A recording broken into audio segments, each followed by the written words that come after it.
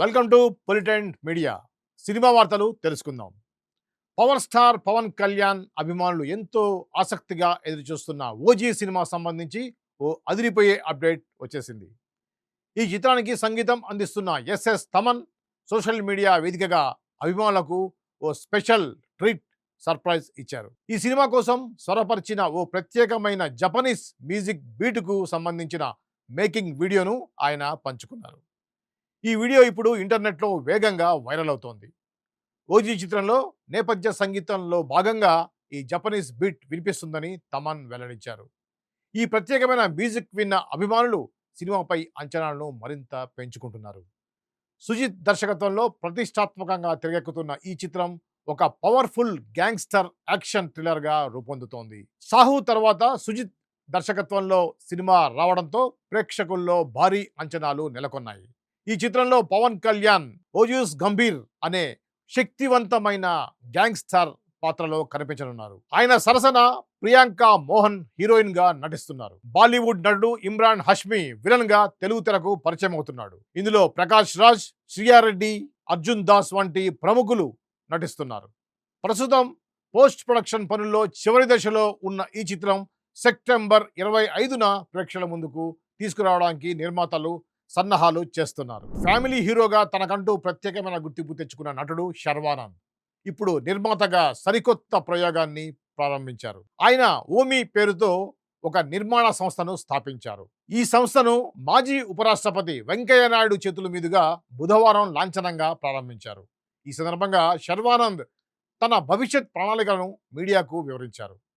Owe me అనేది కేవలం ఒక బ్రాండ్ మాత్రమే కాదని, భవిష్యత్ తరాల కోసం ఒక దార్శనికతో దీనిని ప్రారంభించనున్నట్లుగా ఆయన వెల్లడించారు. నిబద్ధత, మంచి సంకల్పం, బాధ్యతతో కూడిన ఒక కొత్త అధ్యాయానికి శ్రీకారం చుడుతున్నట్లు ఆయన ప్రకటించారు. ఈ సంస్థ ద్వారా సృజనాత్మకత, ఐక్యత, సుస్థిరత వంటి విలువలకు ప్రాధాన్యతనిస్తూ 100% సహజమైన కథలను ప్రేక్షకుల ముందుకు తీసుకురావడమే ధ్యేయంగా సంస్థ ఉంటుందని స్పష్టం చేశారు. ఇప్పటి వరకు వెండితెరపై చెప్పని కథలకు తన నిర్మాణ సంస్థ ద్వారా చెప్పేందుకు ప్రయత్నిస్తుందని శర్వానంద్ పేర్కొన్నారు. నటీనటులు, సృజనాత్మకత ఉన్నటువంటి నిపుణులు ఏకతాటిపై తీసుకొచ్చే వేదికగా ఓమీ నిలుస్తుందని ఆయన అభివర్ణించారు. కేవలం సినిమాలు నిర్మించడమే కాకుండా ఆరోగ్యం, ప్రకృతితో మమేకమయ్యే జీవన శైలిని ప్రోత్సహించడం కూడా తమ సంస్థ ఉద్దేశమని ఆయన వెల్లడించారు. ఈ కొత్త పయనంలో చిత్ర పరిశ్రమలో తనదైన ముద్ర వేసేందుకు శర్వానంద్ సిద్ధమయ్యారు.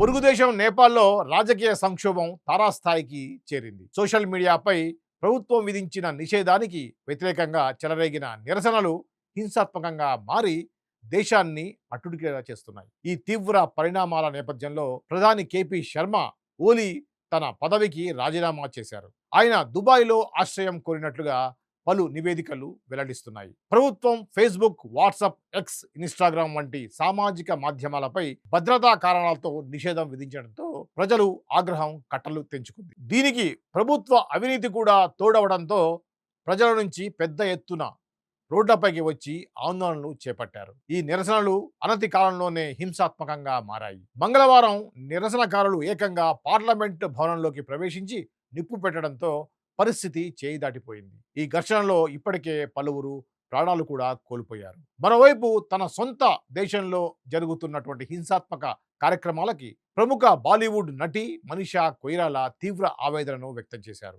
ఈ దారుణ పరిస్థితులపై స్పందించిన మనీషా కొయిరాలా తన ఇన్స్టాగ్రామ్లో రక్తపు మరకలతో ఉన్న బూట్ ఫోటోను షేర్ చేశారు. ఇది కేవలం ఫోటో కాదు, నేపాల్లో జరుగుతున్న హింసకు సాక్ష్యం. ఇది చాలా భయంకరంగా ఉంది అని ఆమె ఆవేదన చెందారు. నేపాలీ భాషలో పెట్టిన మరో పోస్టులో నేపాల్కు ఇది ఒక చీకటి రోజు. అవినీతికి వ్యతిరేకంగా న్యాయం కోసం ప్రజలు గొంతెత్తితే బుల్లెట్తో సమాధానం దొరికిన రోజు ఇది అని ఆమె ఆవేదన వ్యక్తం చేశారు.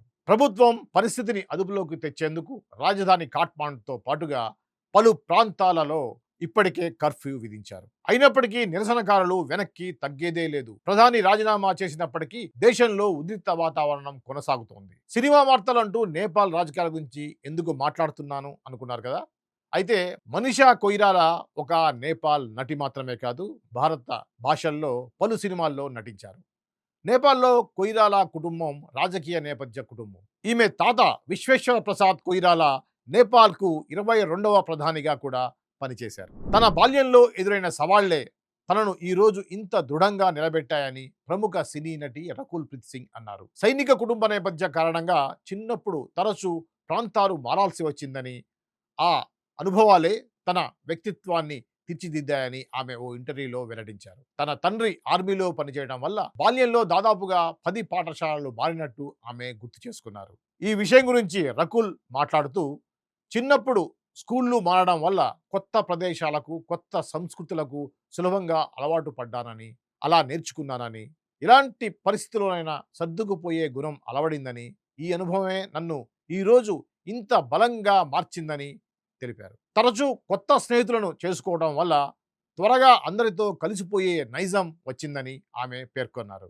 సినిమా షూటింగ్ల కోసం కుటుంబానికి దూరంగా ఉన్నప్పుడు కూడా తనకు ఒంటరితనం అనిపించదని రకుల్ స్పష్టం చేశారు. బాల్యం నుంచే ధైర్యంగా, స్వతంత్రంగా ఉండటం నేర్చుకున్నానని, అందుకే ఇప్పుడు ఒంటరిగా ఉన్న కుటుంబం మిస్ అవుతున్నటువంటి ఫీలింగ్ తనకు ఎక్కువగా ఉండదని, నా బాల్యమే నాకు గొప్ప పాఠాలు నేర్పిందని ఆమె వివరించారు. ప్రస్తుతం రకుల్ కెరీర్ పరంగా ఫుల్ బిజీగా ఉన్నారు. ఈ ఏడాది మేరే హస్బెండ్ కి బీబీ చిత్రంతో ప్రేక్షకులను పలకరించిన ఆమె ఇప్పుడు అజయ్ దేవగన్ సరసన దేదే ప్యార్ దే 2 సినిమాలో నటిస్తున్నారు. అభిమాని రేణుకాస్వామి హత్య కేసులో జ్యుడిషియల్ కస్టడీలో ఉన్న కన్నడ నటుడు దర్శన్ కోర్టు విచారణ సందర్భంగా న్యాయమూర్తి ఎదుట తన ఆవేదనను వ్యక్తం చేశారు. జైలు పరిస్థితులు అత్యంత దారుణంగా ఉన్నాయని, తాను ఇక బతకలేనని, తనని విషమిచ్చి చంపేయాలని న్యాయమూర్తిని వేడుకున్నారు. విచారణలో భాగంగా మంగళవారం 64వ city civil and sessions court ఎదుట దర్శన్ జైలు నుంచి వీడియో కాన్ఫరెన్స్ ద్వారా హాజరుపరిచారు. ఈ సందర్భంగా న్యాయమూర్తితో మాట్లాడుతూ దర్శన్ తన గోడును వెల్లబుచ్చుకున్నారు. చాలా రోజులుగా నేను సూర్యరశ్మిని చూడలేదని, ఫంగస్ భయపెడుతోందని, నేను వేసుకున్న బట్టలు కూడా దుర్వాసన వస్తున్నాయని, ఇలాంటి పరిస్థితుల్లో నేను బతకలేనని, దయచేసి కనీసం నాకు విషం ఇవ్వండి, ఇక్కడ జీవితం అత్యంత దుర్భరంగా ఉందని తీవ్ర ఆవేదనతో అన్నారు. దీనిపై న్యాయమూర్తి స్పందిస్తూ అలాంటివి చేయడం కుదరదు అని, అసాధ్యమని స్పష్టం చేశారు. చిత్రదుర్గం చెందిన తన అభిమాని రేణుకాస్వామిని కిడ్నాప్ చేసి చిత్రహింసలకు గురి చేసి హత్య చేసిన కేసులో దర్శన్ను 2024 జూన్లో పోలీసులు అరెస్ట్ చేసిన సంగతి తెలిసిందే. దర్శన్కి సన్నిహితురాలైనటువంటి పవిత్ర గౌడకు రేణుకాస్వామి అసభ్యకర సందేశాలు పంపడమే ఈ హత్యకు కారణమని పోలీసులు చెబుతున్నారు. ఈ కేసులో గతంలో కర్ణాటక హైకోర్టు దర్శన్కు బెయిల్ మంజూరు చేసినప్పటికీ సాక్షులను ప్రభావితం చేసే ప్రమాదం ఉందన్నటువంటి కారణంతో సుప్రీంకోర్టు 2025 ఆగస్టు 14న ఆ బెయిల్ని రద్దు చేసింది.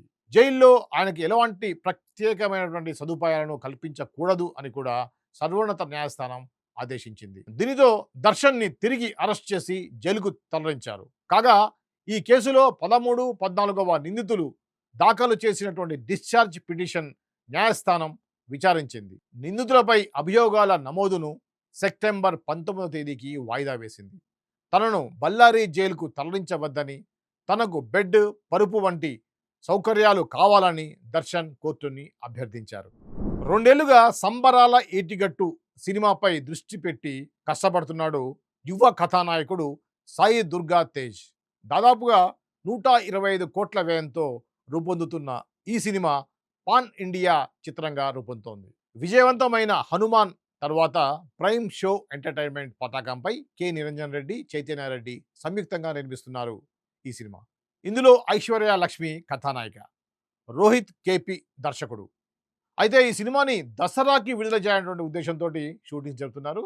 ఇది త్వరలో షూటింగ్ పూర్తి చేసుకోబోతోంది. అత్యంత ప్రమాదకరమైన కుట్రను ఛేదించేందుకు ఒక మహిళా పోలీస్ అధికారి ఏం చేసిందో తెలియాలంటే దక్ష సినిమా చూడాల్సిందే. మంచు లక్ష్మి ప్రధాన పాత్రధారిగా తెరకెక్కిన చిత్రం ఇది. మంచు మోహన్ బాబు కీలక పాత్రని పోషించారు. తండ్రి కూతుళ్లు కలిసి నటించిన తొలి చిత్రం ఇది.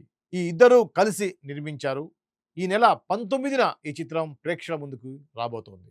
ఈ సందర్భంగా కథానాయకుడు అల్లు అర్జున్ ఎక్స్ లో ట్రైలర్ ని విడుదల చేస్తూ చిత్ర బృందానికి అభినందనలు తెలిపారు. మీకు ఆషాఢం ఆఫర్ ఇస్తా అంటూ దక్ష పాత్రతో మంచు లక్ష్మి చేసిన సందడి ట్రైలర్ లో ఆకర్షణగా నిలిచింది. దర్శకుడు మాట్లాడుతూ అల్లు అర్జున్‌కి ట్రైలర్ నచ్చడం సంతోషాన్నిచ్చిందని, ఈ సినిమాపై నమ్మకంగా ఉన్నామని అన్నారు. ఈ చిత్రంలో సముద్రఖని, సిద్దిక్, విశ్వంత్, చిత్రా శుక్లా తదితరులు నటిస్తున్నారు. క్రికెట్ గ్రౌండ్‌లో బ్యాట్‌తో హీరోగా అనిపించుకున్న ఎంఎస్ ధోని ఇప్పుడు గన్స్ పట్టుకొని సినిమా హీరోగాను ఆకట్టుకోబోతున్నాడు. మాధవన్‌తో కలిసి ఆయన నటించిన 'ద చేజ్' చిత్రానికి సంబంధించి టీజర్ విడుదలైంది. ఇందులో ఈ ఇద్దరు సెలబ్రిటీలు బ్లాక్ అవుట్‌ఫిట్‌తో, బుల్లెట్ ప్రూఫ్ జాకెట్స్‌తో, కళ్ళకు సన్ గ్లాసెస్‌తో, చేతిలో గన్‌లతో టాస్క్ ఫోర్స్ ఆఫీసర్‌లాగా కనిపించారు. ఒక మిషన్ కోసం ఈ ఇద్దరు ఫైటర్స్ అవసరం ఎంతో ఉంది. అందులో ఒకరు the cool head MS Dhoni, మరొకరు రొమాంటిక్ మాధవన్. ఎందుకంటే ఒకరు దిమాగ్‌తో ఆలోచిస్తే ఇంకొకరు దిల్‌తో చూస్తారు. వీళ్ళిద్దరూ నాన్ స్టాప్ యాక్షన్ చేజ్ చేయబోతున్నారు అంటూ వీళ్ళిద్దరి పాత్రలను ఇంట్రడ్యూస్ చేశారు. యాక్షన్ ప్యాక్డ్‌గా కట్ చేసిన టీజర్ ఎంతో ఆకట్టుకుంటోంది. మనం రోజు వాడే గూగుల్ ఇమేజ్ ఫీచర్ ఎలా ప్రారంభమైందో తెలుసా? దాని వెనుక ఒక ఆసక్తికరమైన కథ ఉంది. హాలీవుడ్ స్టార్ ధరించిన డ్రెస్సే నేడు ప్రపంచమంతా కోట్లాది మంది వినియోగించే ఈ యొక్క అద్భుతమైన ఫీచర్‌కి కారణమైంది. ఆ డ్రెస్ వేసుకున్న ప్రముఖ అమెరికన్ గాయని, నటి జెన్నిఫర్ లోపెజ్. ఇక వివరాల్లోకి వెళ్తే 2000వ సంవత్సరంలో జరిగిన గ్రామీ అవార్డుల వేడుకలో జెన్నిఫర్ లోపెజ్ హాజరయ్యారు. ఆ కార్యక్రమంలో ఆమె ధరించిన ఆకుపచ్చ రంగు జింగిల్ డ్రెస్ ఒక్కసారిగా ప్రపంచవ్యాప్తంగా సంచలనం సృష్టించింది. ఆ డ్రెస్‌లో ఆమె ఫోటోలు చూసేందుకు లక్షలాదిగా నెటిజన్లు గూగుల్‌లో వెతికారు. అయితే అప్పటి వరకు కేవలం గూగుల్‌లో టెక్స్ట్ ఫీచర్ మాత్రమే ఉండేది. అప్పుడు ఈ యొక్క సెర్చ్ అందరూ కూడా ఇమేజ్ కోసం చూడటంతోటి ఆ యొక్క ఫోటో కనిపించలేదు. దీంతో తీవ్రంగా నిరాశకు గురయ్యారు. ఒక ఫోటో కోసం ఇంత భారీ స్థాయిలో సెర్చ్‌లు రావడంతో గూగుల్ యాజమాన్యం ఆలోచనలో పడింది. ప్రజలు కేవలం సమాచారం చదవడానికి కాకుండా చిత్రాలను చూడడానికి కూడా ఎంతో ఆసక్తి చూపుతున్నారో వారు గ్రహించారు. అప్పటి గూగుల్ సీఈఓ ఎరిక్ స్మిత్ ఈ విషయాన్ని గుర్తించి వెంటనే ఫోటోల కోసం ప్రత్యేకంగా ఒక సెర్చ్ ఇంజిన్ని అవసరమని నిర్ణయించారు. ఈ ఆలోచన ఫలితమే గూగుల్ ఇమేజెస్. 2001 జూలైలో ఈ ఫీచర్ని అధికారికంగా ప్రారంభించారు. తొలి దశలోనే సుమారు 250 మిలియన్ల ఫోటోలను యూజర్లకు అందుబాటులోకి తెచ్చారు. అలా ఒక ఫ్యాషన్ స్టేట్మెంట్ అనుకోకుండా టెక్నాలజీ చరిత్రలో ఒక కొత్త అధ్యాయానికి నాంది పలికింది. జెన్నిఫర్ లోపెజ్ డ్రెస్ కేవలం ఫ్యాషన్ ప్రపంచంలోనే కాకుండా టెక్నాలజీ చరిత్రలోనూ ఒక మైలురాయిగా నిలిచింది. బాలీవుడ్ ప్రముఖ నటి కరిష్మా కపూర్ మాజీ భర్త సోనా కామ్స్టార్ సంస్థ దివంగత చైర్మన్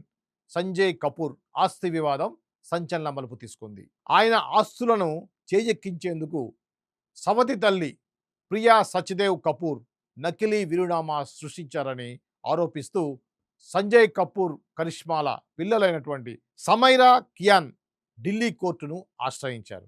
తమ తండ్రి ఆస్తిలో చట్టబద్ధమైన వాటా ఇప్పించాలని కోరుతూ ఢిల్లీ కోర్టులో పిటిషన్ దాఖలు చేశారు.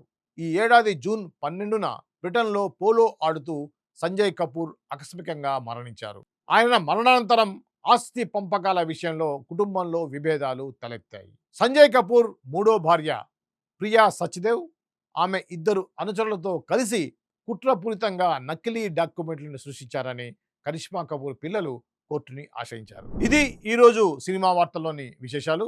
మరో అంశంతో మరో వార్తలతో మళ్ళీ కలుస్తాను. అంతవరకు చూస్తూనే ఉండండి పొలిటెంట్ న్యూస్. ఇప్పటివరకు ఈ ఛానల్ని సబ్స్క్రైబ్ చేసుకున్నట్లయితే వెంటనే సబ్స్క్రైబ్ చేసుకోండి. అలానే మా వీడియోలు మీకు వెంటనే అందాలి అంటే కింద బెల్ ఐకాన్ని క్లిక్ చేయడం ద్వారా మా వీడియోలని ఎప్పటికప్పుడు పొందండి.